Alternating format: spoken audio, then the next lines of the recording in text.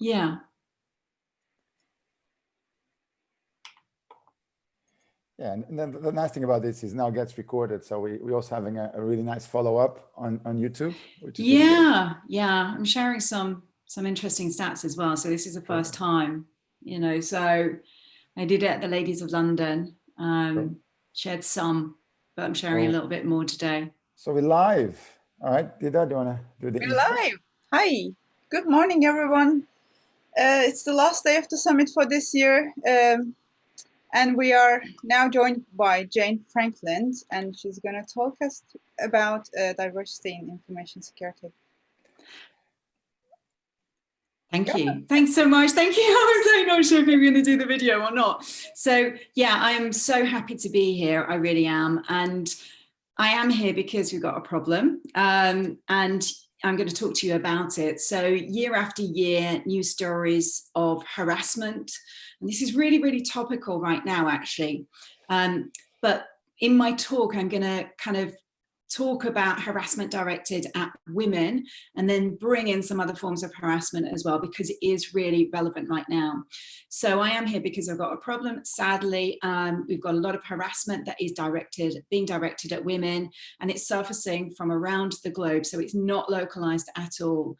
And we need to do something about that. We can't have that happening. So in a few minutes, what I'm going to do is actually, I'm going to explain to you why this is an issue, why this isn't good enough, and what we have to do about it. And then, I just want to say I'm really, really, really looking forward to speaking to you today, because this is one of my favorite conferences and events. So I'm glad we can do it in this format. So I've only got a short amount of time to actually speak to you today. And what I'm really hoping is actually that there is going to be an opportunity for you to ask me questions. I really want you to participate in this. This isn't a masterclass. I quite often do masterclasses and things like that, but I want you to engage with me. So ask me questions. We've got Dennis and Didier there to look at the chat box and everything like that, and ask me questions throughout and at the end, because I really want to hear from you. So what we're going to do is we're going to look at the situation. So what is happening when, and I'm going to be specific about this, I'm going to look at when women attend security conferences. What is happening at those? And then why does it matter? What is the impact of that? Why does it matter for us to actually get women to attend security conferences? And then really, what does my research kind of highlight? Because I've done some groundbreaking research into this. So as I said, I'm hoping that there's going to be an opportunity to ask questions at the end. So really, before we kind of start, what I want to do is actually just tell you a little bit about who I am, just in case you don't know who I am. My name is Jane Frankland, and I'm an award-winning cybersecurity entrepreneur, a best-selling author, and a keynote speaker. I'm also a women's activist as well. And I've worked in cybersecurity for over 22 years. I've built and sold my own global hacking firm and directed some of the world's most well-known security consultancies. And through my career and companies, I've contributed to major organizations and accreditation companies and forums such as OWASP, such as Cyber Essentials, and CREST. And I've also worked and still do as a board advisor for some companies and as an awards judge.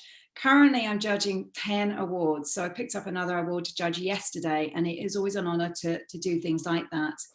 I also work as an influencer, so I go out representing brands as well.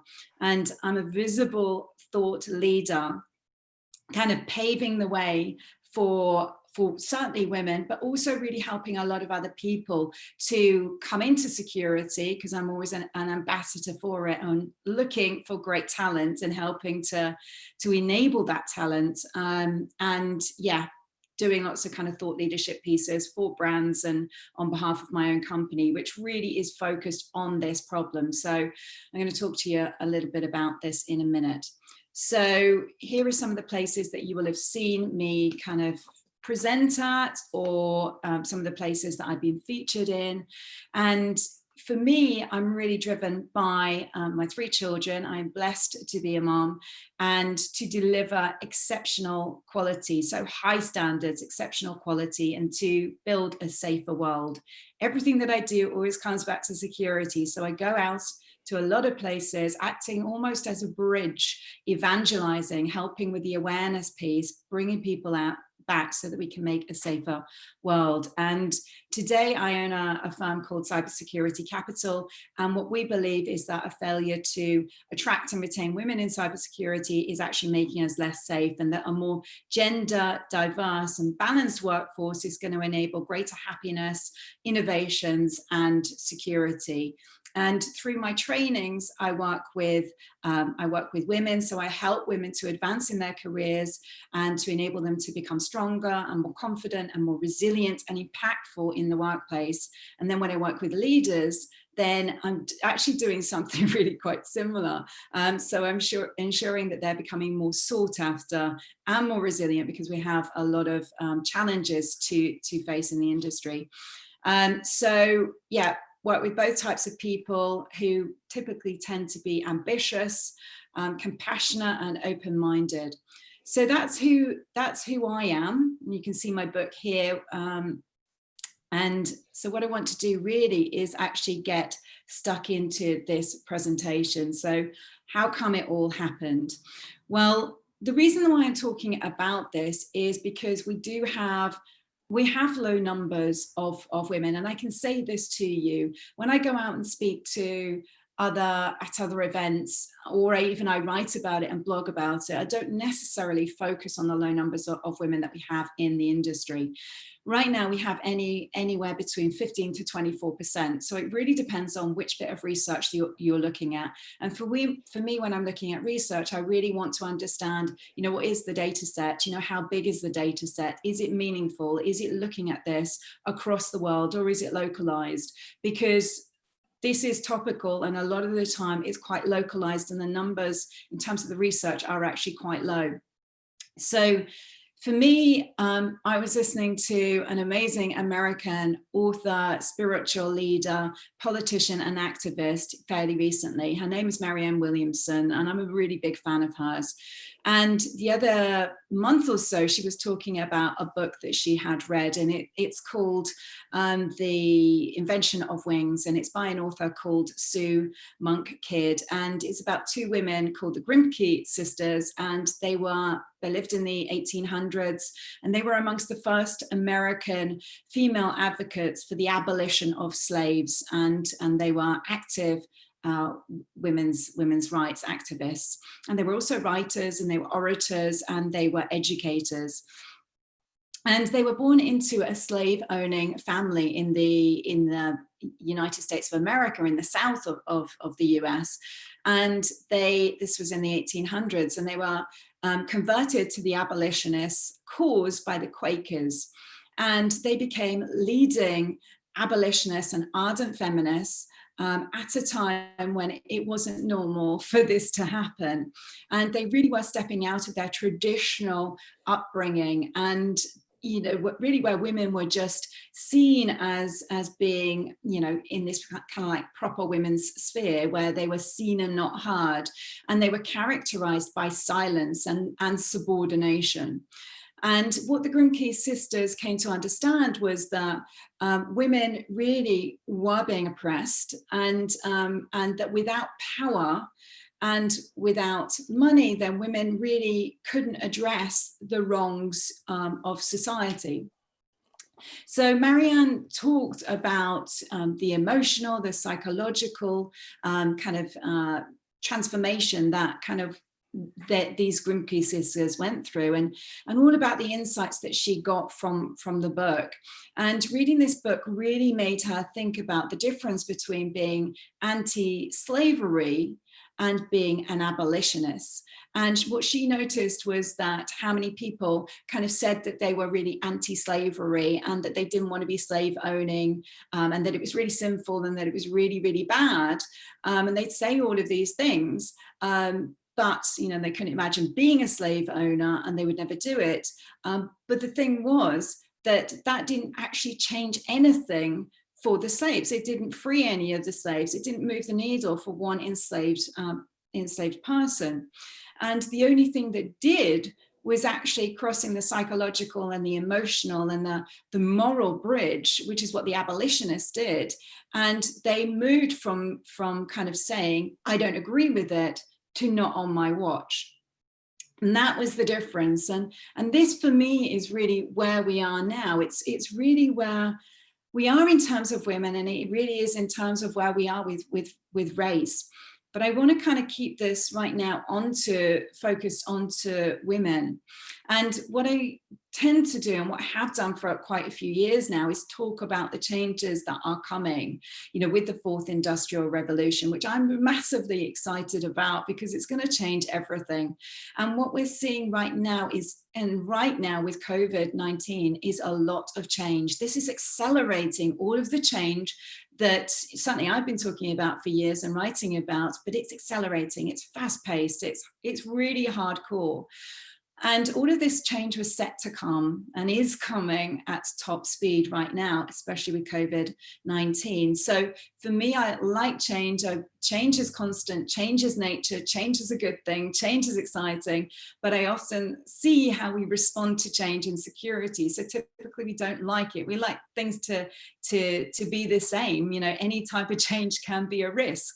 So we have a real challenge there. We have friction actually and tension with this change, and we as human beings work really hard to maintain the norm, so not to do any of this.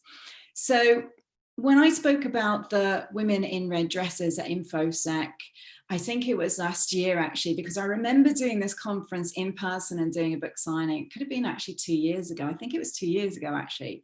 But if you're not familiar with what happens with the women in red dresses, please do go and have a look at the blog, and I can share that with you. But what happened really when I spoke out about the women in red dresses who were at InfoSec, who did wear these red ball gowns and were kind of featured and to a certain extent sexualized. It would have been fine if the men had. The whole campaign was about, I can't remember, it was almost like a Bond theme. So it was a good theme, and it could have been really, really great had the men dressed up too. If the men had dressed up too, it would have been absolutely perfect and spot on, but it wasn't. And I've been in security for a long time. I've attended this event for almost as long as it has run, and we've been making huge strides with events, particularly at InfoSec Europe. It's one of the largest events in the world for security, and they've been doing a really, really good job. So what happened was I spoke out about this, and I spoke out, I took on Twitter actually, and I was interviewed actually when I was at the Open Security Summit by a journalist, and it just went mad, and I was heavily trolled. But actually what I did was right, because the company had actually broken the rules of InfoSec. There was an apology that was stated, but it was a pretty big event, and it was an interesting and insightful and certainly learning opportunity for me.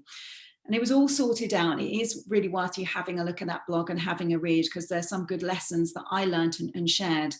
But what happened at that event was it really signaled that our industry is really ready for change. It's ready to address this, because I brought the industry together and created the Insecurity Code of Conduct, which is a standard for events that they can use to keep all people safe, but particularly women, because it's particularly women who are harassed and targeted when they attend events. And I'm going to dive into that in a few minutes. But what it did was it signaled that, just like the abolitionists, we are ready to end this oppression, which is great. I'm really happy about that. And that we know from also history that the only thing necessary for evil to triumph, and this is a well-known quote, is actually for good men and women to do nothing. And we also know from history as well that the only way that we can change things is actually by changing our behaviors. So we know that if we don't change our behaviors in security, then we're not going to attract the women. We're not going to keep the women as well. And women we have to have in our industry because they are so important, not because it's the fair and the right thing to do, it is, but actually because they see risk in a different way. And this is what my book looked at. It was looking at it from a risk perspective and the differences and what we need to do as an industry to become better and stronger so that we can, you know, do a better job and protect organizations and societies, you know, and people with our security. So for me, this is what we really have to do. So it's really important that we do not look away. We cannot look away. We cannot turn a blind eye to this, and we cannot remain silent. And if you believe that just like me, that is the right thing to do, then you are going to like follow certainly the work that I do, the Insecurity Code of Conduct and that movement, and you're going to look to change things. So one of the ways that we can, you know, move forward is actually by looking back at history and looking back at and applying the lessons that many of the successful social movements actually applied. So the abolitionists or the suffragettes or the civil rights or even the Me Too movement, where people actually came together and they unified in solidarity, and what they said was enough is enough. And then they took action on the cause.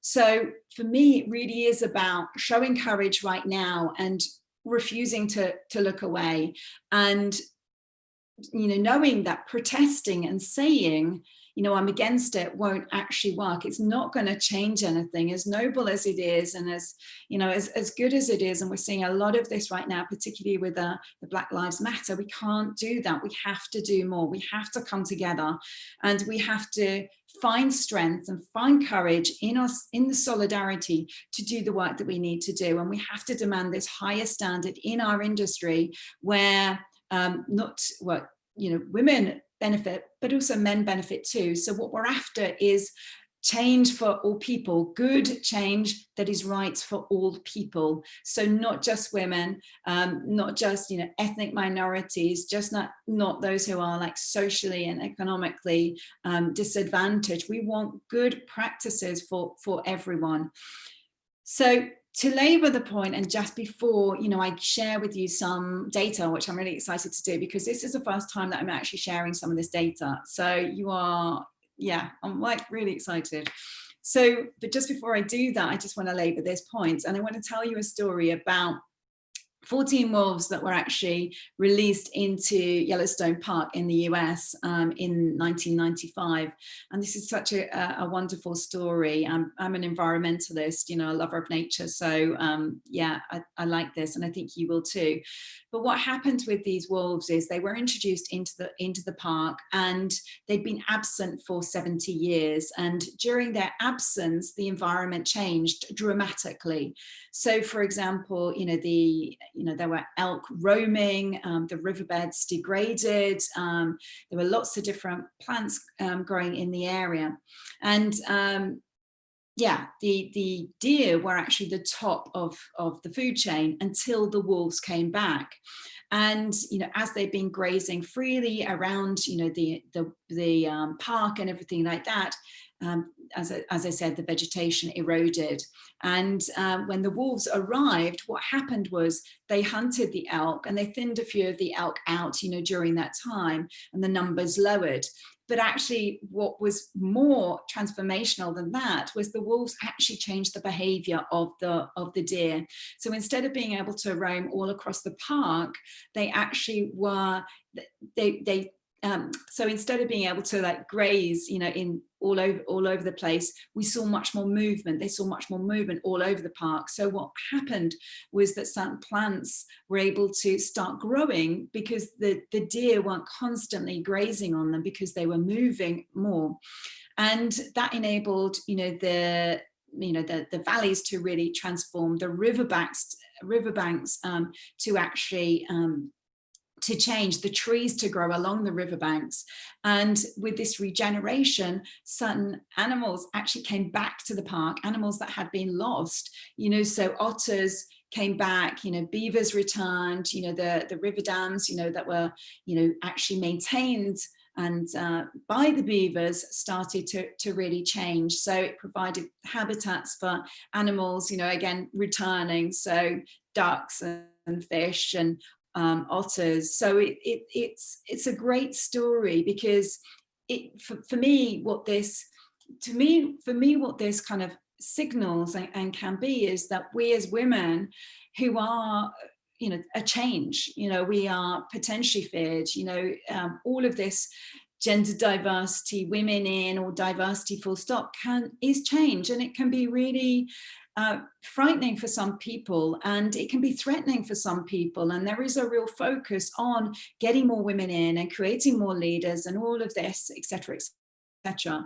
So to me, the women are like the wolves. As I keep saying, and will continue to say, what's good for women is good for men. So this frees us up. This enables us to do more work. This enables us to be more happy. So for me, there is nothing to fear. It's only advantageous.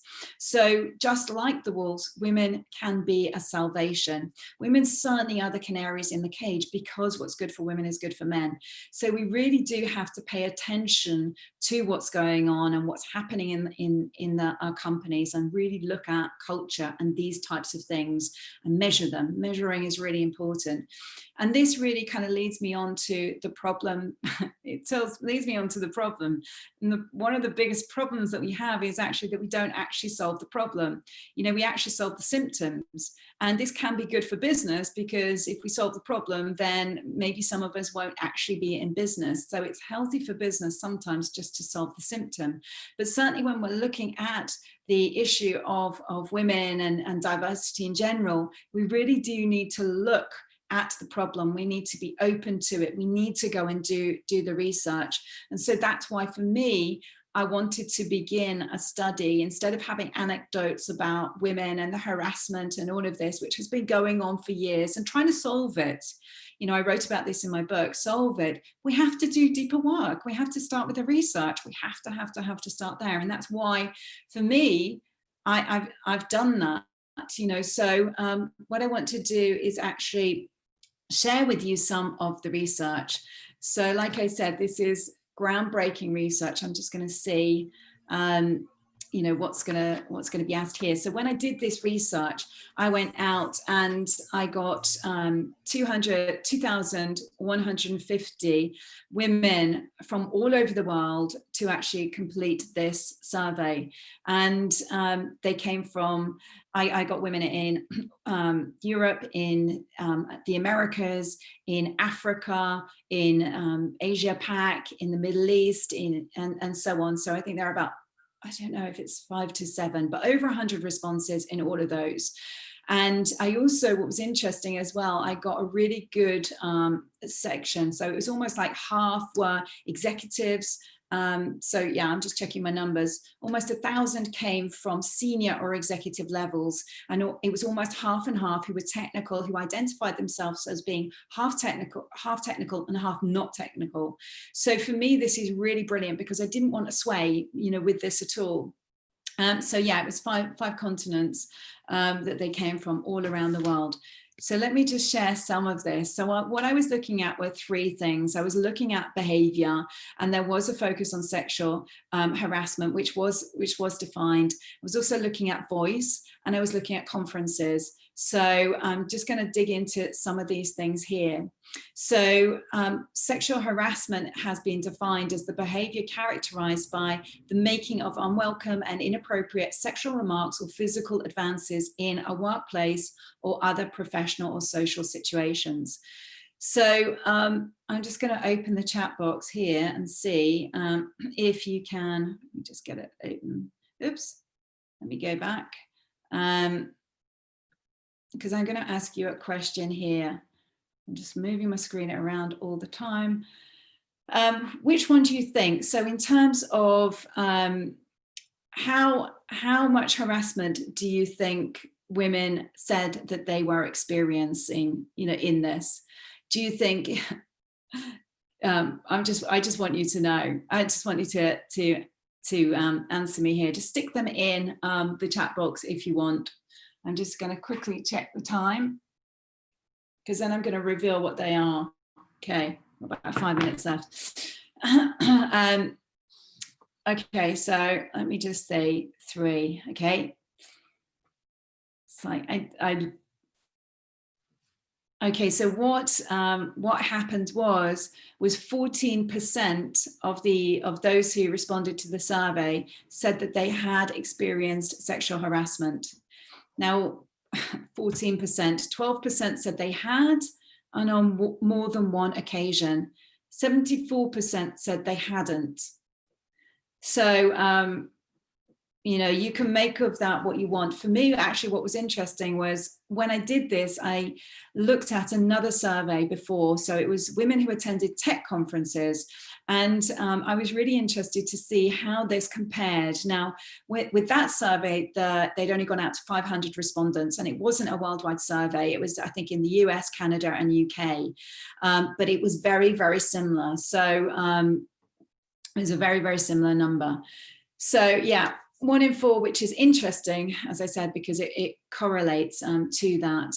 So the other thing that's not on these slides, but I want to share with you, 18% of when the offender was known, when the harasser was known, 18% were at the senior or mid level. Which is what I thought when I did this research. I really was completely open to what it was going to reveal, and I was really excited to what it would reveal, because I really didn't know. When I did this, I had not been assaulted at a conference. I hadn't, but I have been since, and it wasn't sexual. It was abusive and physical. So I'm not going to talk about that right now, but you know, I just want to be transparent about this, because sometimes when surveys are done, it can tell a story. The data can always tell a story that you want. For me, I really wanted to see, I was curious and interested as to what it would show.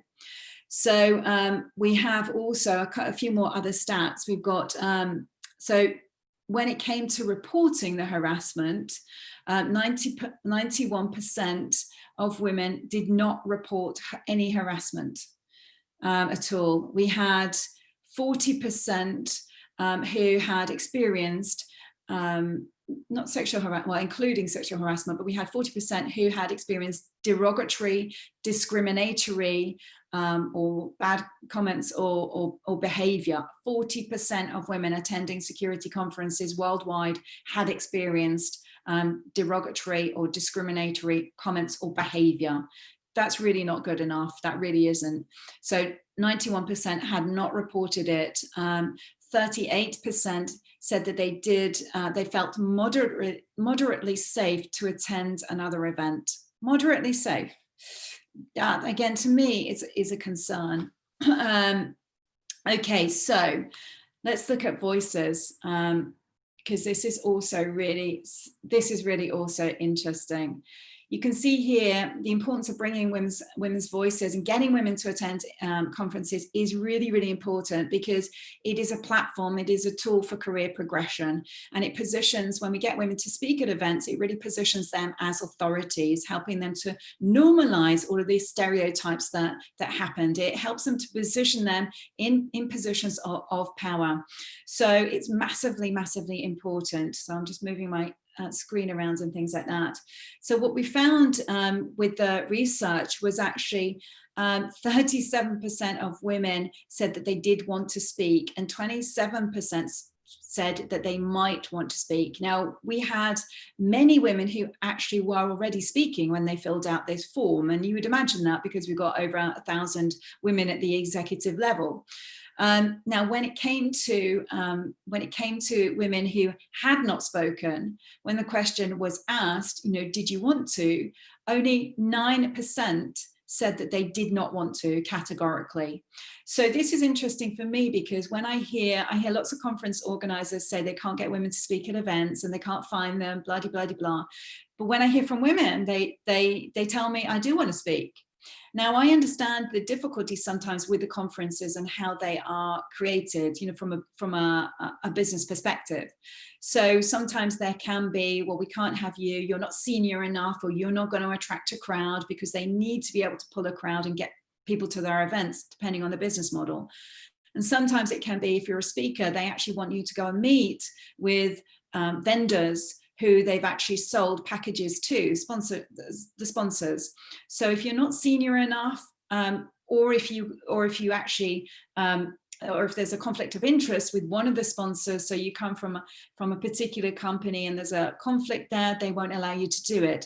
So there are lots of challenges around that. But the good news is that from this research, out of over 2,000 women worldwide, women do want to speak. So only 9% don't want to speak. And that's why we are. So I'm massively excited about that. So if you want to know what you can do, what is next, and if you believe the same as me, so you want to come and join me with this, then really one of the best things that you can do is actually to come and link up with me. If you're not linked up, come and join me on social media, get behind the movement, the insecurity movement. Read my book, read my book. Dennis and the summit sponsored this book the year before last. I think it was last year, but it's not. It's 2 years ago. And you will learn so much. The first step is always in awareness. It really is. And this is what the book is all about. It was written for the leaders actually in our industry, but it is available for everyone. You're going to get so much out of this. There's over 200 data points in this for you to draw on and reference. Cisco have said they treat it like a Bible, and Microsoft have said that it's the only book that actually tells you how to solve this. And Palo Alto the other day actually said, thanks, we want this to be put in the Cybersecurity Hall of Fame. So please go and read it. So I want to ask you now, what questions have you got for me, if there is time? I might be told that there isn't. Okay, there isn't. No, there is. Is there? I didn't think I was. Ask me a question. So I have a question for you, Jane. Yeah. With the opportunity that in a way we now have, right, of the changing of the working practices. Yeah. I think we talked a lot about before about we don't have a skills gap, we have a skills transfer. Yes. Right. Yes. And I think that one of the most exciting things about the situation, because we have to embrace it, right? We have to embrace that these things are not going to go back to where it was, and the idea of the office as that center or that epicenter of work, which clearly was not women friendly, clearly was not work balance friendly. Like even me find that I really enjoy, and I'm spending a lot more time with my kids, right? It's much better. And so what I think is very exciting is to really normalize very quickly the idea that the talent pool for companies have massively widened, right? And we widen not just in geographical, but I think you widen in terms of the access of the work. And I think that's something that women can definitely benefit from, because I feel that, look, I had lots of successes hiring, resources from around the world and using the freelance network. Yes. You never feel, it was always a bit like, an add-on. And actually one of the things we're trying to do now at Glasswall is make it a lot more official, embrace it as the new normal.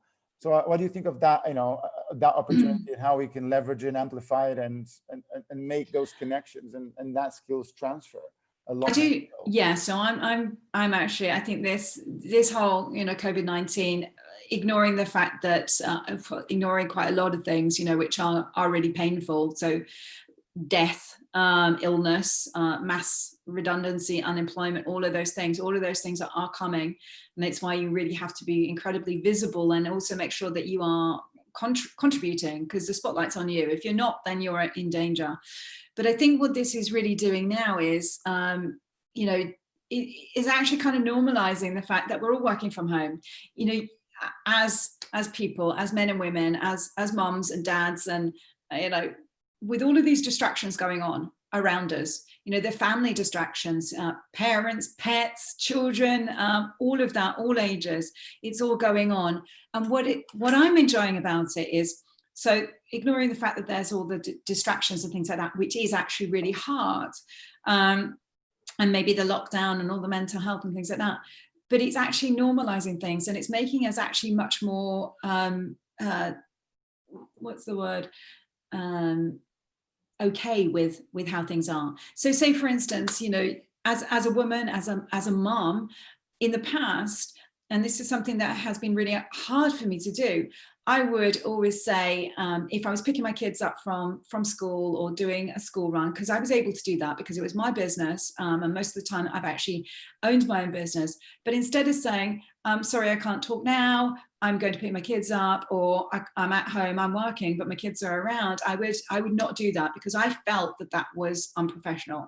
I felt I would be judged, and I didn't, with all of the beliefs that I've been brought up with, I felt that that was not professional, and I wouldn't be judged as being a professional doing that. Whereas, and I still kind of wrestle with that to a certain extent, but what this has done, the COVID-19, is making us more comfortable with that. So actually, because we're all doing it and it's normalizing it, we can have that. So I think it's going to remove a lot of that.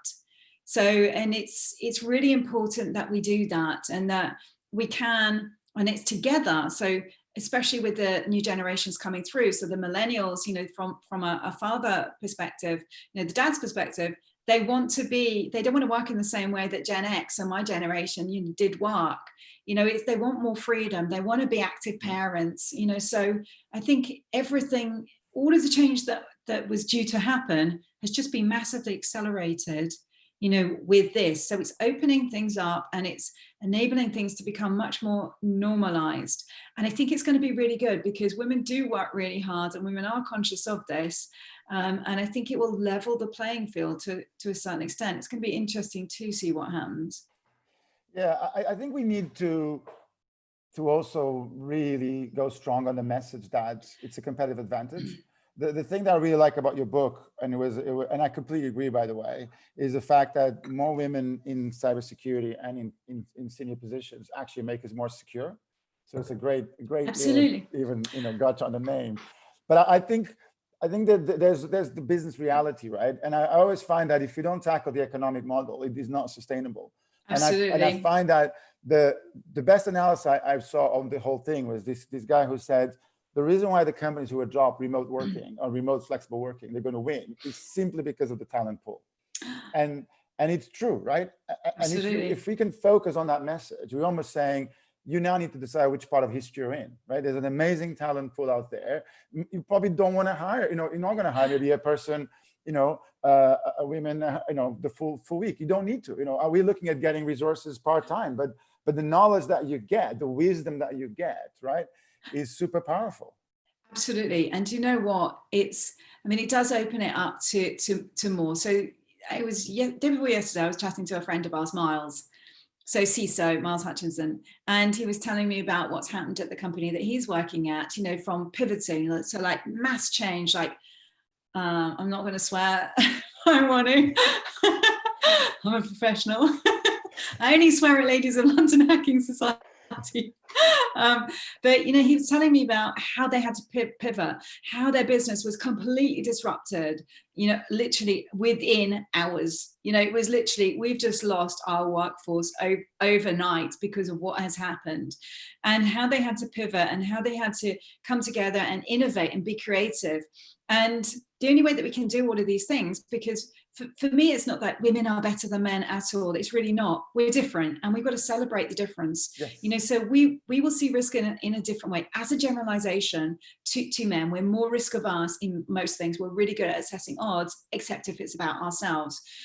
So what that means is, because we're different, then we can meet somewhere, not in the middle, but we can see the actual scale of it. Yep. So we will be able to see, okay, right, fine, you know, it's between this amount. It also brings in that when we look at diversity of experience. So I know that you've got a wonderful new intern on your team, Petra, you know, who comes from a medical background. So she's doing amazing work as a doctor. So it's just like, wow, how lucky are we to have Petra, who wants to come into our industry, who's come from a medical background with all of those skills and all of that intelligence and everything like that coming in. So it's really, we have so many challenges in our industry that we have to navigate around. And certainly when you're looking at the financial services industry, they have more because of regulations and things like that. So, but if you're able to, it's like bringing that diversity of talent from gender, from race and ethnicity and age and all of that, bring it in, and skills and experience, because you are going to get such a better solution. But the only thing I will say really quickly, and I was talking about this yesterday to someone, if you want speed, then diversity is going to hold you back. If you want the best solution, then you need diversity. So it's just, I'll disagree. You go slow to go fast. it's you get a lot. You get speed because what you get is your constant acceleration. You will get, you've got short-term speed, yes. Yes, exactly. So if it's like, we've got to go to market, we've got to have version 1 out, ideally what you want is the best solution. But it's just like completely people like you, fitting into culture and all of that. Yeah. That's going to give you speed, but you're not going to get the best solution. And like you said, it's just like long term, it's not going to work. So yeah. You, Petra, can you, if you can, let's try today. If not, I'm always promoting Petra. I think what's great about her case study is that I think we actually start sharing messages on Twitter and LinkedIn, and you actually helped because I created a job post. Remember, you amplified it. And, yeah, and it makes a difference, right? Because I think massively how we reach out to the community, right? So Petra, you have a question for Jane. Yeah, so first of all, I want to thank Jane for, being the women's ambassador in InfoSec and empowering women around the world. Thank you. I must say, you're a great role model. So just carry on with the great work. And I really appreciate, your input where you kind of directed me, towards Glasswall. And also, my question is there like a moment in life where you decided you want to be a women's ambassador in cybersec, or was it like a gradual thing that you were in the industry and then you noticed things and then gradually you built up this urge to actually, get out there and do something? Or was there like a breaking moment where you're like, I had enough, let's do this? No, it was, well, actually, yes, it kind of, yes, it was, so what happened was I was kind of getting on with my staff, actually, helping entrepreneurs to like build their business. And I read a report by ISC Squared. So I read this report and it actually really shocked me because it was looking at the numbers of women. And from having come in, so Dennis and I have been around for like, well, forever. So it's just like coming into security at the start where there really weren't many men at all. It was fine. It was just like normal. It didn't bother me at all. I just got on and worked. But then I remember being really excited if I did come across a woman, it was like, oh my God, like it's a woman in the industry. So it was really unusual when I first started out in my 20s. And then as we went on, it became much more normal, I thought. So when I picked up this report in 2015, I was really shocked at seeing the low numbers. And I was also shocked at seeing the decline or stagnation, over a period of time. It was just like it had dropped from 18% of women in security to 10 or 11%. So that to me was like, oh my God, what the hell is going on? I thought there are more women in the industry than this. This is a real problem. We are losing women. So it was that which actually triggered my action. And what I did was I blogged, so I got on and I thought, I really need to write this right now. So I have to write it. I'm compelled to write it. I didn't think that it was going to take my whole weekend to write the blog. I also was really worried about getting crucified for what I said in that blog, but I had to do it. It was the right time for me. I didn't deliberately choose to be a female ambassador, a women's ambassador, but what I did was I chose to speak about it. And I felt real fear, kind of thought with LinkedIn, press the button, just press the button, go walk your dog, press it, be brave. And it's just like, oh my God, swear, oblique, and so that's what I did. And then when I came back, it was great because it was received really positively by men and women, and they started telling me their stories, some of which are in the book. And then because of that, then what happened was I thought, well, I'll put together a report, I'll make this more comprehensive, and that was, and put together some guides to help, about 5 or 7 guides, and then it just kind of ended up, I went with the flow. So it was like paying attention and actually feeling quite just drawn. It was just like, this is a flow, this is a natural. And then before I knew it, it was just like, oh my God, I'm doing a Kickstarter campaign. Oh my God, I'm actually writing a book, oblique. you know, and then it was a case of, oh my God, this book's got to be really good, because, you know, I've got sponsors, and this needs to be of substance, you know. So it's not just like writing any book. I mean, it's scary stuff. So I had to really step up, and I wasn't used to speaking. That was my biggest fear outside of dying. So it was massive accelerated growth for me, but it was a very natural flow. And all of the work that I do has become it because of that, you know. It's becoming more focused, actually, which is quite interesting. See, Petra, it all starts with a blog. That's why I keep yeah, it's true. It's true. It's true. I have embraced it. Yeah. And it's sorry, Dennis. No, keep finish off. Yeah, it's just really opening, you know, being attentive and opening the doors and paving the way for other women. So it's just like, if I can do it, you can do it. You know, I'm not special. And for me, I love like shining the light on, and come jump on my shoulders and I'll push you right up. It's your time, come with me, and all of that stuff. So the more, because it normalizes everything. So it just helps in so many ways to create role models at each level. So it's not a case of just the leaders have to do it. It's actually at all levels. And we need to see that, because we need to be able to see the progression in our industry. Thank Alan, you. do you want to chip in? You had a good comment and maybe a follow-up question.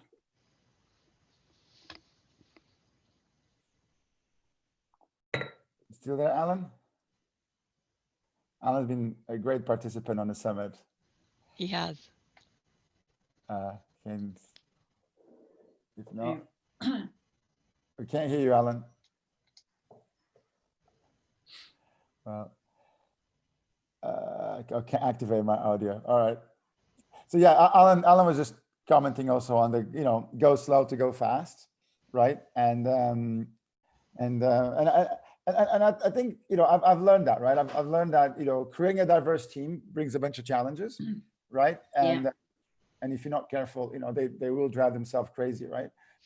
Because they're diverse, right? I think it takes it takes a bit of interesting management, but also growth of the individuals, right? I think sometimes we address that head on. Like I was a bit surprised of initially, you know, my instinct was, yes, create diverse teams and put them together. And then I realized that actually there's also a growth that those individuals have to happen, and they have to understand that, you know, and it's not the fast or the slow, is that it's almost both need to understand that they do have different points of view, and each one has a lot to provide to the table.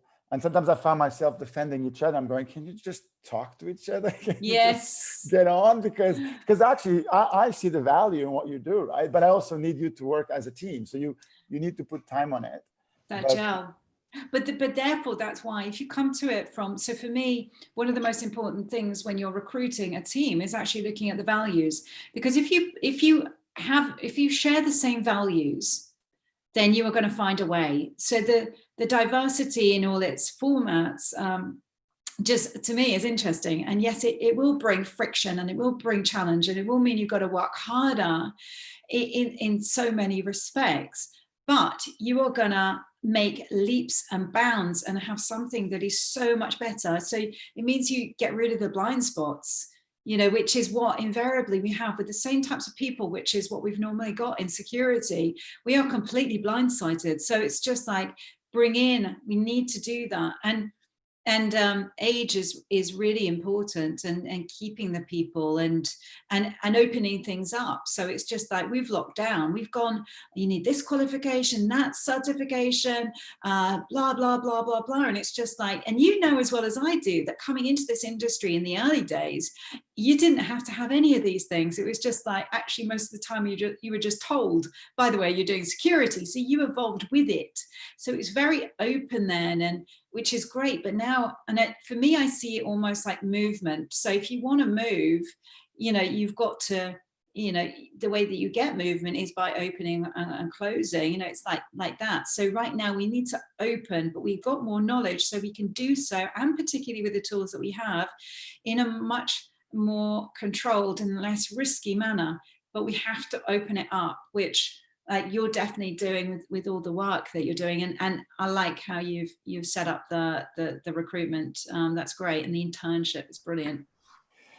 Yeah, so Alan's comment, he says, I'm a keen supporter of diversity agenda. It's more than just gender though. Of course, I want my team to, compensate, mine and other weakness. I'm a generalist. I'm a firm believer on the sum of the whole is greater than the sum of the parts.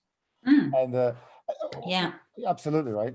Yeah. And, I think that the really feel, the thing that I think we need to spend more time talking and opening it up is the whole flexible work environment, because I think that's what's going to open up a lot, and the whole skills transfer. And of course, Petra is a amazing example, right? She comes from a medical profession, and maybe even say, look, there's a lot of value in cybersecurity professionals going to other domains, right? I'm a little bit frustrated by the whole, handling of the COVID, because I view it as an instance response, and I'm going, yes. if yes. this was a network incident on our network, right, or on our environment, I wouldn't be handling it like this, right? Yeah. So I think there's also a lot of value in cybersecurity professionals. And one of the things that came out of one of the CEO's conversations we had yesterday, so Wednesday, was an interesting evolution where the CEO was saying we saw a lot of CMOs and others moving to the CEO role, but maybe one of the evolutions of the CISO role, which is also starts to become a lot more business focused, a lot more kind of strategic, is the move of the CISO also has a ladder to being CEOs, to being or CIO. CIOs, yes. So I would agree, and we need to see more mobility, I think, but that's we have this whole victim mentality. So we have the whole drama triangle that goes on in security, and that's not good. That's not healthy. So where you have victims and persecutors and rescuers, and you typically going to see the rescuer as the hero or whatever, saving the day. And it's just so I'm very clear on the fact that I'm not that. I will empower you. I will show you the way, but I'm not going to come and save you. You've got to do that. You've got to be your own. If you're going to talk heroes, you've got to be your own hero. I'm the guide, so it's very much about that. And it calls for a different type of leader as well. So, and I think that's where we are in as security leaders, we need to transform and actually open up and be more brave. And I think we're so insecure, and we have to step up. We have to learn to be more business-like and improve those skills, improve the communication skills, and we need to improve our influencing skills, because if we don't, we are just going to remain where we are, and that is not good from a health perspective, because we are so challenged, so burnt out, and we need to be engaging better. And also moving up. It's career progression. Where do you go next? Onto another challenging CISO role, or onto a non-executive director role? Well, holy shit, why don't you move on to the CIO role, and then move on to CEO role? Do you know what I mean? So I moved to an engineering role, so CISO in engineering, and I highly recommend it. I highly recommend for the CISO to be able to control IT operations. It makes it so much easier to push security activities, right? Yeah, but you get a much different view, right? I now lead engineering, so my understanding, even where security fits, I've grown a lot, right? Because you have those of that accountability. But you also went kind of more of a startup. So what I'm seeing are other leaders kind of getting fed up of, I'm banging on about this. There's no change. It's frustrating as ever. I'm going to join this new company where I don't have that, and I can actually get on and I can build it how I want without this friction and actually do my job. So I'm happier. We get better results. And, and that also is a wake-up call for these big organizations. It's just like, unless you change, then you're going to lose out. So Jen, we're about to do a push to try to find a bit more talent in the diverse world. So I'll definitely ping you again. Exactly. Right? Yes, definitely do. Yeah. Let me know. It's going to be fun. So this has been great, Jane. Thanks for your time. It went, it's more about you being able to have the time because it's so precious. But this is definitely one of the really good sessions of the summit, and we have it recorded so we can amplify it now. And there's definitely a number of individuals I'm going to say, hey, you have to listen to this. Oh, good. It's really good. Thank you so much. I love the Open Security Summit. It's great, and the work that you do, and the fact that it is the live event is so welcoming. You know, it's just like with the barbecues and the families that go on. It's the best I've seen for that. It's community, and that's what we are. And so I really enjoy it. It's really good. Thank you so much. So mark the date for next year. So hopefully I will. I might stay over. On the week, right? Just pick whatever day you want that week. Brilliant. Exactly. Well, thanks a lot.